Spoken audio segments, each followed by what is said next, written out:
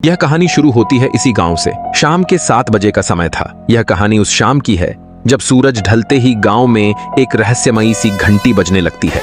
तभी गांव के सभी लोग अफरा तफरी मचाते हुए अपने अपने घरों में भागने लगते हैं। कहा जाता है कि इस गांव में एक शापित पेड़ है। उस पेड़ के पास कोई भी नहीं जाता।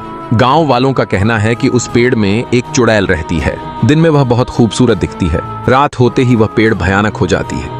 उसी गांव में 2 जिगरी दोस्त रहते थे, राइस्टार और अमित भाई। इन दोनों का कोई खास काम नहीं था, बस दिन रात आवारा की तरह घूमते रहते थे।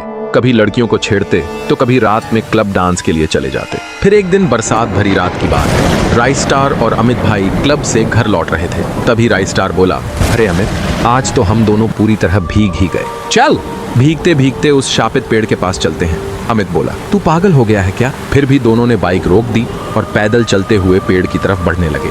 अब बारिश भी रुक चुकी थी। जब दोनों उस डरावने पेड़ के पास पहुंचे तो पास से पेड़ कुछ अजीब सा लगने लगा। राइस्टार बोला, मुझे तो आज असली में ये पेड़ अलग ही दिख रहा है। अमित भाई डरते हुए बोला, अरे चल, बहुत डर लग रहा है भाई। तभी राइस्टार अचानक दौड़ने लगा। अमित ने पेड़ के पास कुछ अजीब उल्टा इंसान जैसा देखा और डर के मारे पीछे देखा तो राइस्टार भाग रहा था। डरते हुए अमित भी भागने लगा। फिर राइस्टार हंसते हुए बोला, अरे भाई, मजाक कर रहा था, तू तो सच में डर गया।